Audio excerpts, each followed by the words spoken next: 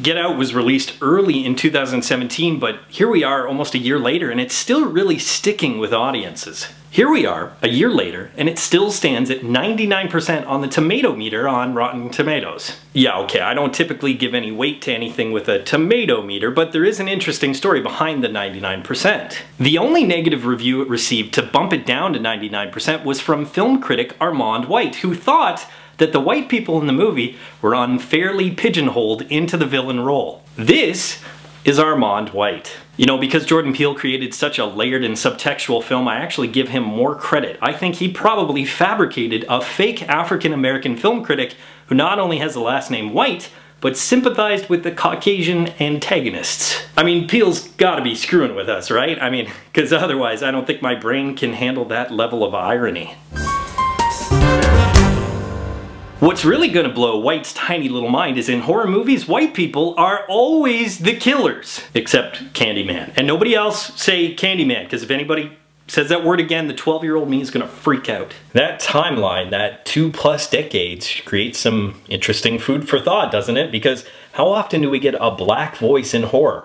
Actually, how often do we get a black voice in mainstream cinema? Think about the Lees, the Singletons, the Duvernays, the Gary Grays, or is it just Gray? I don't think there's anyone out there more suited to write a social commentary horror film than Jordan Peele, because if you saw any of the sketches that he co-wrote on Key and Peele, they were already rife with social commentary. And a lot of people don't realize that horror and comedy are actually flip sides to the same coin. Look at men like Sam Raimi, Joss Whedon, and Kevin Williamson, filmmakers that realize that shock and wit go hand in hand. Men who realize that horror and comedy are all about the subversion of expectations. Peele does that in a lot of ways, and I have to warn you, with the film being almost a year old, I'm going to get very specific, so spoiler alert. I've heard some people say that Get Out shouldn't have been nominated for Best Picture because it is really just a generic horror film, and they may be right.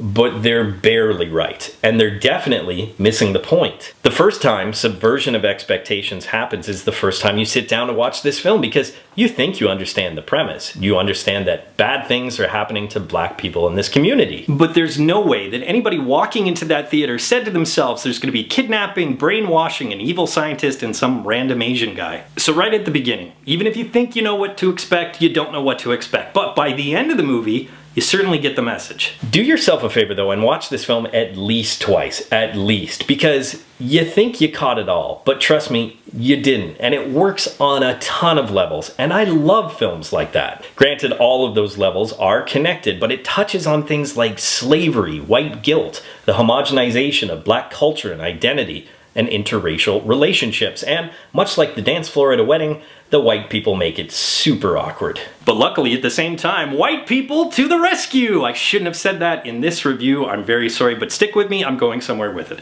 Okay, really what I mean by that is the black director got really funny and awkward performances from all the white people in the movie. The bit parts are hilarious, but the Armitage family especially give really chilling performances. And much like Timothée Chalamet from Call Me By Your Name, Caleb Landry Jones and Bradley Whitford both appear in a couple Best Picture nominees this year. I loved Whitford in Cabin in the Woods. It seems he has an affinity for these tongue-in-cheek horror films. I loved Catherine Keener ever since Being John Malkovich, and Allison Williams gives an absolute masterclass performance in Duality. Put them together and they are that hilarious and awkward suburban family, but separately they actually represent some Caucasian archetypes. The father is that ultra-hip liberal trying to overcompensate with the cool generation. The son is that toxic masculine bro character, and the daughter is the white temptress. Okay, I don't actually know if that last one's a real thing, but I'm starting to feel a little out of my element right now. But I'm progressive and self-aware enough to admit that.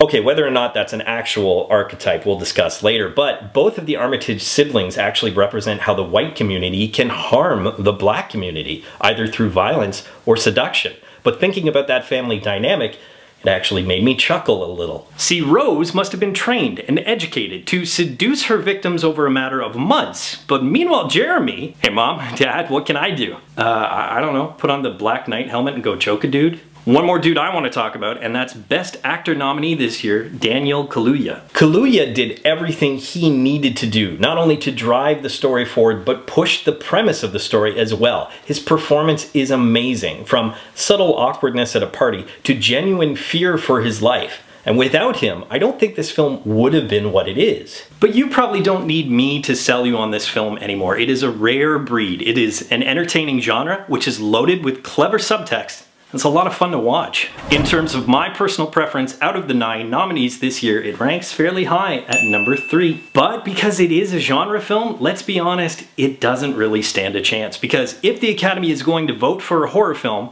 it's probably going to be The Shape of Water this year. I rank Get Out as dead last, the least likeliest film to win Best Picture. So as always, I really want to hear what you thought of Get Out in the comments section below. Be sure to keep an eye out for all my Best Picture nominated film reviews, and until then, get out.